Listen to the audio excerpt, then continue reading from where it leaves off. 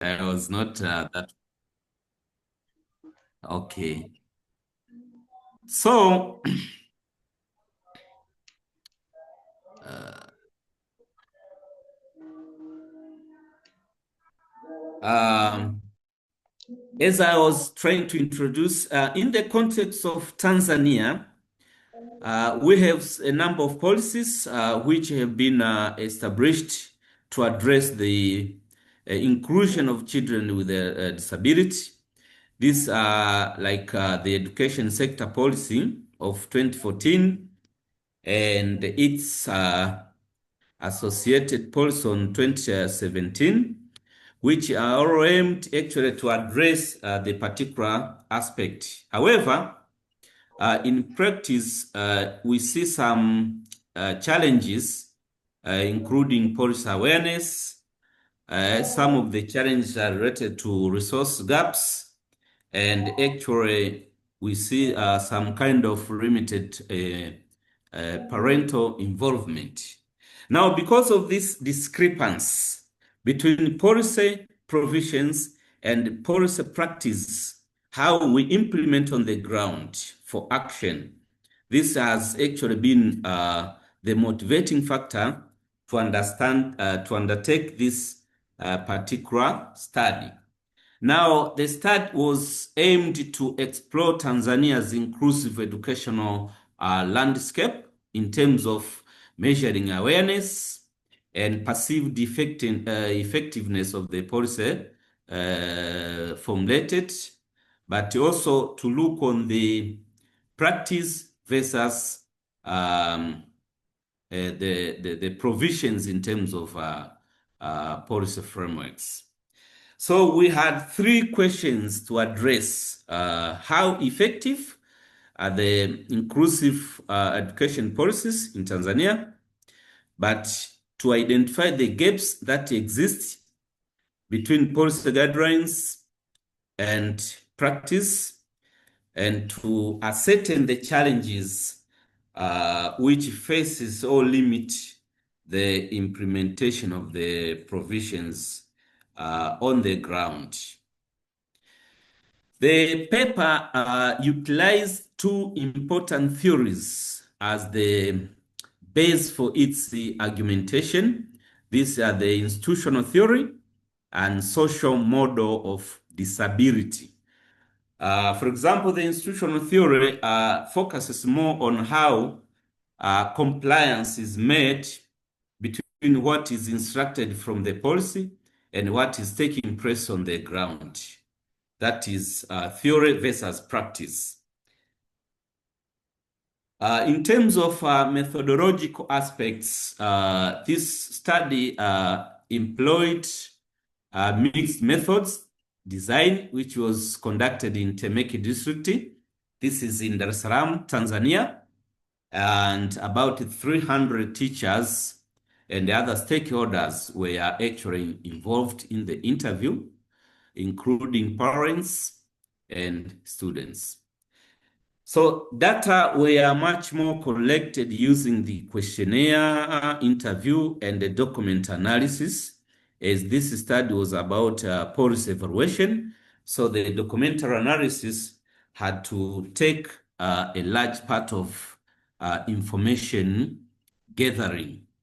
And in terms of data analysis, SPSS was used to capture quantitative data and thematic coding for qualitative insights. In terms of the key findings, we have a demographic profile of respondents, in which case that majority were aged between 31 to 40, which comprises about 35%. And more to speak, 70% were specialized in training in the special education, though some disparities were also existent between urban and the rural areas. In terms of policy awareness and the familiarity among the respondents, we see that the study indicated that uh, we see that the study revealed that teachers' familiarity with inclusive education policies were in a varied situation, with a moderate familiar 30% and um, awareness was not lower for newer frameworks. That means that for the most recent formulated policies, the level of awareness was even more realized.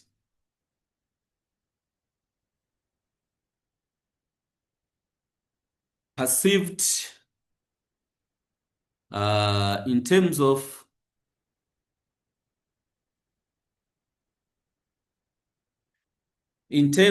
perceived policy support and the effectiveness, we see that while teachers viewed the education training policy as moderate supportive, about 35%, the study identified a number of gaps in terms of implementation, particularly regarding to resource allocation and the teacher preparedness in terms of training.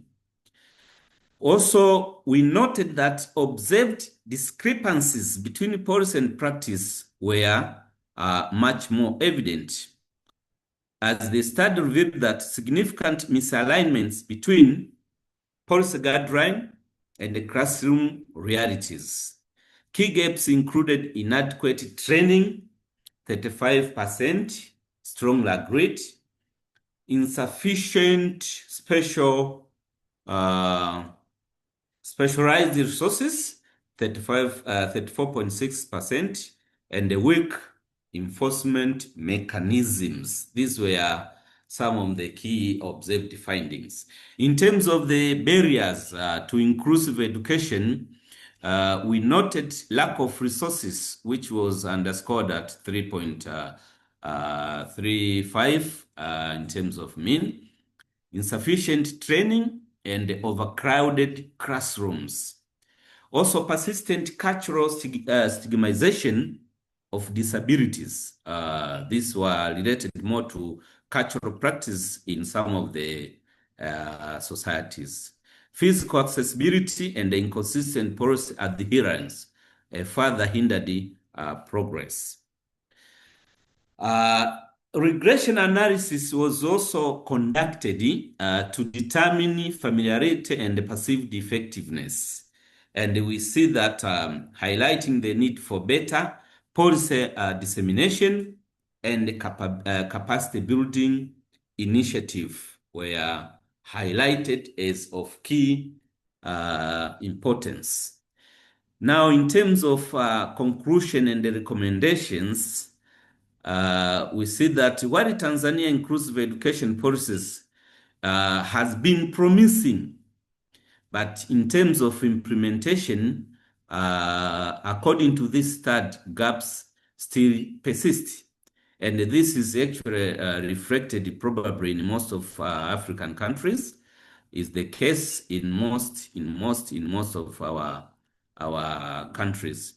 So strengthening teacher training, resources, and stakeholder collaboration becomes critical to turn policy intentions into equitable learning realities for all children regarding those with the special needs.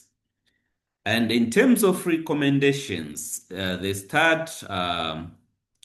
recommend for improved policy awareness because of the mismatch between what is being taken, what is provided for in the policy frameworks in terms of the regressions and enforcement on the ground. But also enhancing teacher training will actually increase the possibility of addressing this particular issue, and support for schools with resource and inclusive practices. I think this marks the end of my very brief presentation in terms of knowledge sharing I'm now very much interested to invite you to share experience and actually to hold on a discussion for addressing this particular Okay, topic. Dr. Willie, Yes, uh, thank you for your very precise and short presentation. I think we might have to hear a lot from members who have joined us today in this yes. session. So, for a start, I think there's a from Dr. Vincent. Of course, Dr. Vincent is a very keen member of Dyslexia Tanzania. He's one of our board members. And let me give him the opportunity to start contributing. Dr. Vincent, you're welcome. Yeah, thank you. And thank you really for the presentation. It was nice, and you took the precise time which is required for any presentation. Now, I have just some concerns. The paper is fine, but the objective number 3, if we can, because it was touching on inclusion of intellectual disabilities. So in one way or the other, when somebody might read the paper and we don't have, or I presume that the paper should have had maybe some kind of literature in as far as intellectual disability are, so that we might avoid that confusion that might set in, because at one point I was asking if the paper is talking about the inclusion of uh, people with intellectual disability as per the objective 3, or the paper was talking about the issues of policy. So there's a time that I got confused on that. Then that can be something that can be checked later, and or it can just be explained to the audience. And then the theories that have been used are well, instructional theory or institutional theory and the social model. It could be fine if some more knowledge could be brought in as far as how do they relate to inclusion, how have they assisted the study, and how have they assisted the analysis of the data. If we talk of the social model of disability studies, and as well as the institutional kind of theory, how are these theories supported the data analysis in this study? It could enrich that aspect of analysis. And then there's a point where I also may need some clarification on the participants or the respondents, because on your presentation, it is indicating that there are 300. But again, if possible, if the 300 could be shared out well to know who are they, teachers, parents, I mean, the government officials, because we are dealing with policies issues. And if at all, the locality of the study, the representativeness of the study, if it was done in Dar es Salaam or Arusha or somewhere, so that we can know this is a representative of the population and so forth, so that that division could bring them some clarity when we are mentioning about the means and the 34%, where the numbers can be included in the 34% if we have maybe 60 respondents, which makes up the 34%. It could bring some light on it. And the last but not least, the regression analysis, where we are trying to see if we introduce an independent variable, what is going to be the impact to the dependent variable. So in the maybe some light can be shed, and what was making us to know that if we introduce, or what was the depending variable that we are going to manipulate to cause an effect to the dependent variable, so that we use the regression analysis. Thank you so much, Dr.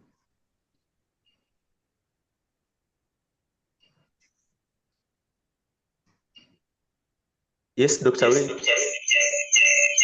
Yes. Yeah, I'm done. I think I had several questions. So Dr. Willie, you're welcome. You can answer to his questions, or perhaps say anything. Okay. Thank you very much, Dr. Vincent, for very useful questions and comments. To start with I think it is probably on the title itself. So far, I have um, a version which I call it has been improved because this is probably the third time I'm presenting this paper, starting the conference in Kampala, Entebbe, and I received some comments. And also I did present it on 14th of August in Arusha. So this is the third time I'm trying to share and have the very pertinent issues for addressing the comments and improve the document. And what I've come to learn from the title, actually, I think the word intellectual disability, I think I'll have to do away with it and remain evaluation of the policy framework on children with disability, because I have come also to realize that inclusion of the word intellectual disability probably has been confusing. So I'll have to drop the word intellectual and remain with children with disability. And the aim actually was to evaluate how the policy environment is enabling to address the issues of inclusion of children with disability. That was the essence of this particular study. Now, the issues which have been raised here, I think will have a stake in cushioning this study into an improved standard. So the key aspect is on the how the policy environment facilitates the inclusion of children with a disability in the education sector. That was the essence. Also, you have talked about theory versus, I don't know, analysis, if I caught you well. The theoretical understanding part of the study was actually to build up uh, the base for the study. And I've said that application of institutional theory was actually to measure the whether or not the provisions of the policy framework in terms of the legal and even the regulations, how is it being complied with in terms of its implementation. So that was the logic for the theoretical part of it. But in terms of the sample size, I can say the unit of analysis based on this study, the unit of measure actually essentially constituted teachers engaged in special education.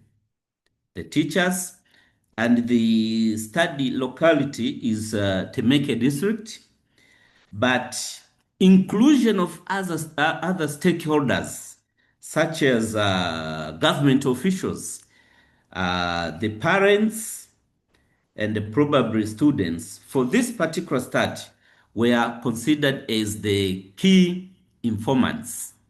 But the unit of measure constituted teachers who are very much engaged in the special education to try to underscore whether or not the policy framework is supportive enough to children with a disability in terms of policy directives and in terms of policy implementation on the ground. You have also talked about the regression analysis. Yeah, actually, with this study, the aim of the regression analysis was to try to determine how and probably the extent to which the policy has been effective. I think probably this kind of inferential analysis was probably the right one to address this particular question. And you are talking about what was the I don't know if the independent and the dependent variables. Is it okay? So Yeah, essentially, the regression analysis was intended to capture the how much is it effective in terms of supporting the children with disabilities. I don't know if I've tried to answer the questions. You were a bit very quick, but you have very interesting questions, and I would love to have them probably in a written form so that I can incorporate them for just improving this particular study before I go for the publication of this paper. Thank you yeah, very that's much. fine. Yeah, that's fine, Dakshari, and thank you for your comments. And I think such kind of presentations are what are also needed. And these were just comments to improve whatever you have said and whatever you have written, which is a very good paper, which can be published internationally. Maybe something else, because the paper is dealing with policy issues. I don't know how this can be done, but maybe somebody else might pick on from your study and can include also maybe the people responsible of making these policies can maybe be part of the respondents, because teachers normally are implementers. So those who make them, do they know if they're being implemented the way they need it or the way they require it? So if we can have maybe those policy makers also being part of the respondents, just to have a gist of their policy which they have made, it can also be a plus in the study. So whichever person who might come through or might want to extend in your study might maybe focus on that. But all in all, thank you for your response. Thank you very much, Dr. Vincent. I think if you were with me on the policymakers who may actually constitute the government officials, these were actually captured as the key informants for this study, because we are not treated as the unit of measure, but rather the key informants. So in the improved version, I think there are a number of narrations from this varied group of people.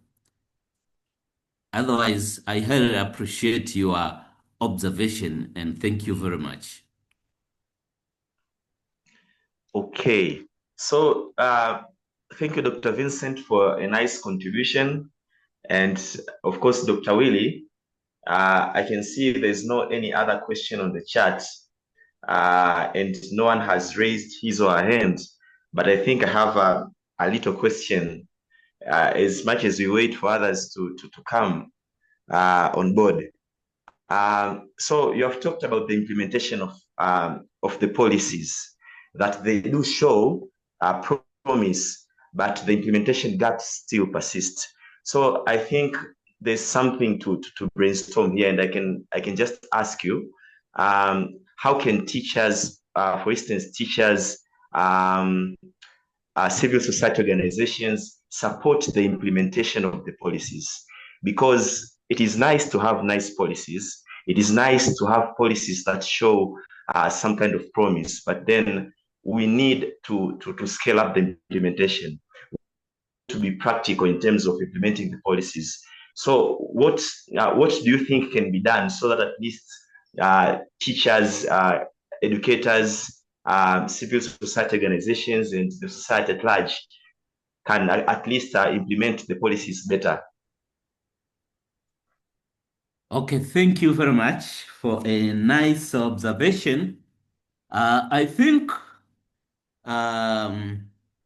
collaborative and coordinated efforts may be useful for us in terms of addressing this particular problem, because I find some findings regarding how much and the extent of involving stakeholders. So I think a bigger picture of involving stakeholders may make the implementation more effective in terms of engaging the parents, in terms of engaging NGOs, as we have said, yeah, effectively. Then we may have a significant impact in terms of practical implementation.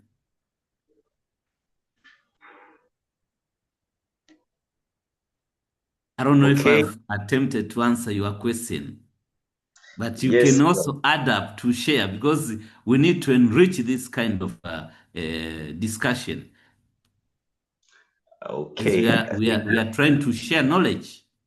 Yes, you have shared a very nice observation, and I think Yes. I'll contribute more towards the end. But I think there's a question from someone from the chat. So iPhone, you can just unmute yourself and put up your question or contribution. Karibu. Thank you so much. It is not a question, it's rather a contribution. I've been thinking about Vision 2050 of Tanzania. So I was like saying, I think we should include the issues of policies in Vision 2050 of Tanzania in the health sector.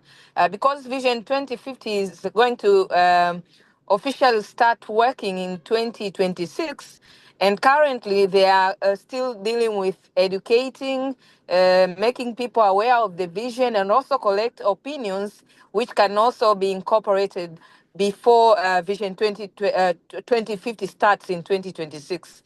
So I think if the guys reach you in any how, because they will go around all over Tanzania to collect opinions and also to educate more about the Vision 2050. I think you guys who are dealing with dyslexia, or all of us, should really give our opinions and comments concerning the issue of dyslexia, so that it can be incorporated also in Vision 2050 before it starts really to officially work. That's my contribution for today. Since I joined a bit late, about 15 minutes after the presentation started. Thank you, Anna, for a very strong contribution. By the way, this is Anna Mosioke, I believe. She has joined us on board as one of our ambassadors, and of course, she works for the Tanzania Broadcasting Corporation. So thank you for joining us again today, and you have put up a very strong contribution. I think we have yet another contribution from Onesmo. Onesmo, you can unmute yourself and say something. Okay, thank you very much. Thank you, Dr. Wele, for such contribution in the country, because when it comes to research, especially to these disorders and disabilities, it's not common comparing to other research. So if you find someone doing research on these topics, you are happy. I'm very happy to see people like you doing something like that. It's just a comment. I don't know if it's a comment or what, but in your explanation, especially questions from Dr. Vincent, you just mentioned that you will see if you can omit the word intellectual, and maybe remain with the children with disability, something like that. So yes. I'm a bit concerned concerned, I'm not sure what did you intend before doing the research, or when we are doing research, what was your original idea, or what was your aim? Because when you omit the word intellectual, you go broader. As you know, disabilities, there are different types of disabilities, many disabilities. So I'm not sure if it was your original intention before the research, or because of the correction, because of the comments, that's when you want to omit it. And I'm thinking if you omit it, you may lose the original. As you know, the research is almost, you have to go to narrow the topic. So, well, I'm not sure, but omitting the intellectual may also bring another challenge to go to cause you to engage with a broader niche or participant or whatever, using their disability. As you know, there are many types of disabilities, comparing to using intellectual, because you will be specifically to intellectual. Yeah, the word may be challenging, as you said, but I'm not sure if it will bring the same intention you had before starting the research. Yeah, that's my comment. Thank you very much. If anything, I will come back. Okay, thank you so much, Onesmo. So there's another hand from user. User, can you please unmute yourself and say something?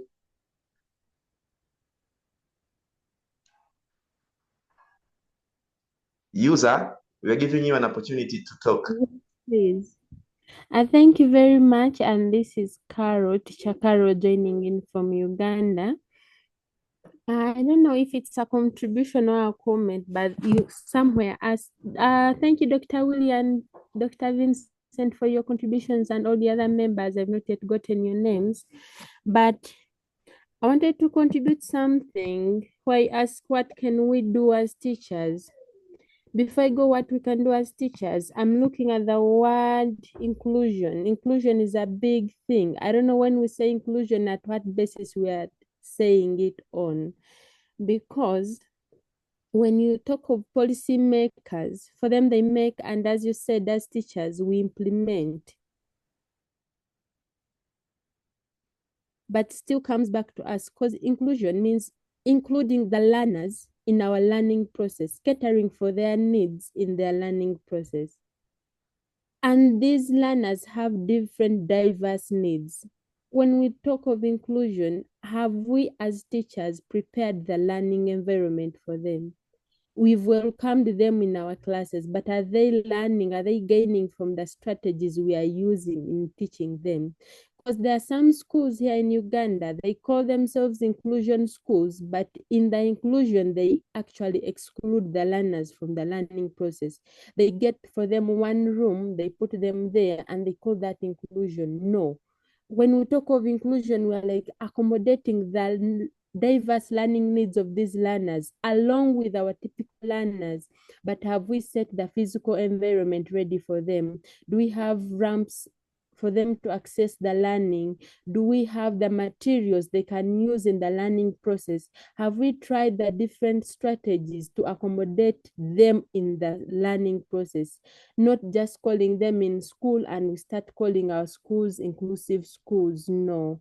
Like, it's a very broad thing when we talk of inclusion. But yeah, policymakers are there to help us, but as teachers, we're here to implement. Thank you very much.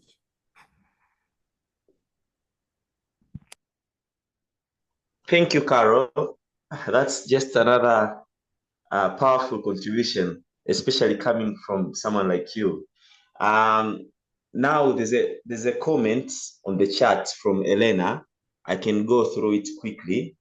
So Elena says, as a training consultant, I must emphasize that ongoing professional development for educators is imperative. Teachers, administrators, and parents still are in the dark to the need for equipping teachers training. Since I've worked with 5 schools in Tanzania, I am very concerned about this lack of training for teachers. Learning disabilities are very overlooked and not addressed at all due to the lack of understanding. Learning disabilities include ADD, ADHD, autism, dyslexia, executive function challenges. I totally agree with the user's comments. Okay, thank you, Elena, for yet another powerful contribution. So I think I cannot see any other hand raised. And of course, I can't see any other contribution. Yes? Can I just say something briefly before Dr. comes in? I mean, I want to tell Elena that learning disability, the three that she has mentioned, I mean, the ADD, which is part of ADHD, because it's attention deficit disorder. So this learning difficulty is part of these conditions. A child with autism might experience learning difficulty. Dyslexic child might have learning to access the learning. Executive function is part of these conditions. How do I organize myself? How do I try and do things in a way that they're supposed to be done as a typically developing child? So learning difficulty might be part of dyslexia. But again, all these conditions is a secondary part of all the conditions, ADD, cerebral palsy, all the 13 conditions that have been identified by Individualized with Disability Education Act. Learning difficulty comes in as a secondary part of it. And if you read further in the International Classification of Function, Disability and Health, you'll find out that it comes as a secondary part towards a major condition that has been diagnosed. Thank you. I think Dr. can go on. Okay, thank you, Dr. Vincent. So, Dr. Willie? Yes. I think you can just now say something. Perhaps you want to wrap up or say anything final. Okay, thank you very much. First of all, I would like to appreciate all issues which have been raised, the questions, and the contributions from the audience. They are all very useful to improving this start. Questions by Dr. Vincent, contribution by Anna Mwasiok, I think, and an issue raised by Mr. Onesmo. They are very pertinent. I think I'll have to harmonize and come up with a probably final draft, as the paper has been accepted for publication. So I take your comments very seriously, and I actually thank you very much for your contributions and participating to this particular occasion. Otherwise, I thank you very much, all of you. Okay, Dr. Willie, thank you so much for a nice presentation, and thank you for your final words. I think I can just say something small before we close. As a project manager for Dyslexia Tanzania, of course, I am Nsape Mwasioke. Perhaps I didn't introduce myself in the beginning.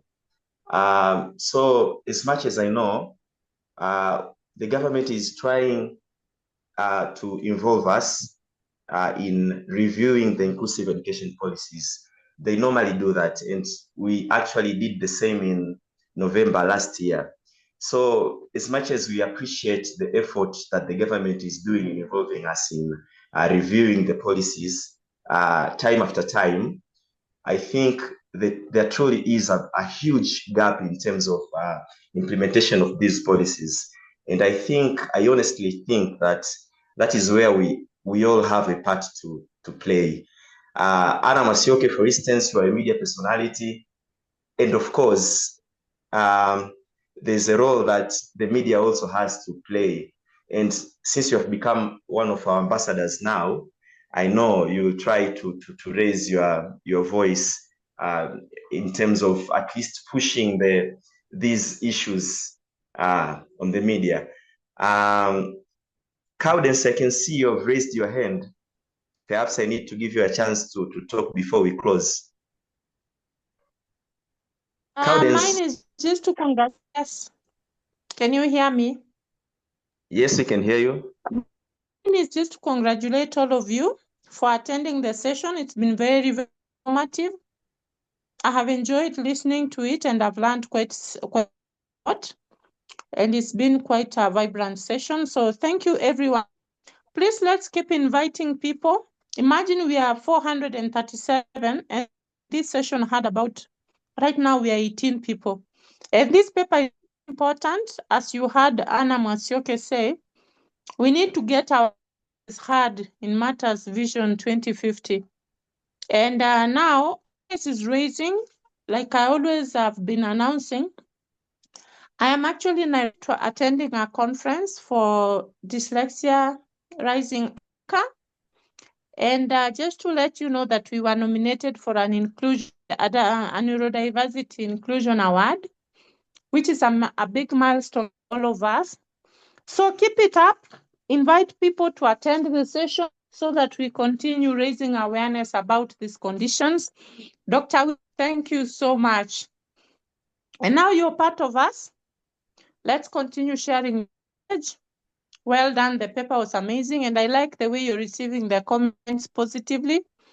And of course, Dr. Vitt, thank you for your comments. Thank you, everyone. Nsape, you've done a great job. We are looking forward to you moderating again our next session. Thank you. Good evening. You can finish the session, Nsape. Over to you. Okay, thank you so much, Cowdens, for our contribution all the way from Nairobi. And we are praying for the best, of course, so that Dyslexia Tanzania wins the Trailblazer Award. So something final. Once again, guys, thank you so much for joining us today. And please keep on sharing the link to join our support group, because that is where people normally get updates on our work, updates on our weekly sessions, the topics that we normally cover. So I encourage you to keep on sharing the link to our support group. I encourage you to keep on inviting your friends to join our sessions every Tuesday, the same time. And thank you again so much for having you here. So I think this is to say that see you on Tuesday next week. Bye-bye.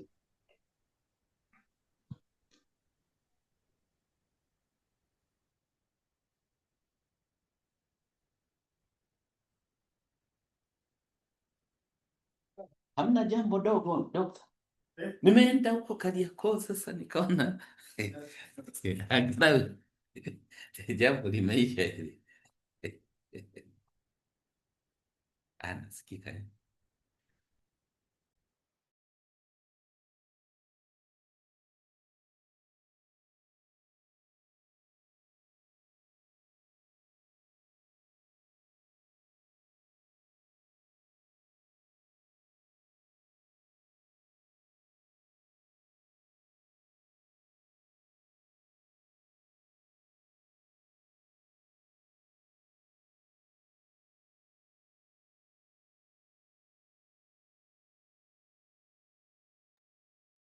Dr. Willie, please help me end the meeting because you are the host. Dr. Willie.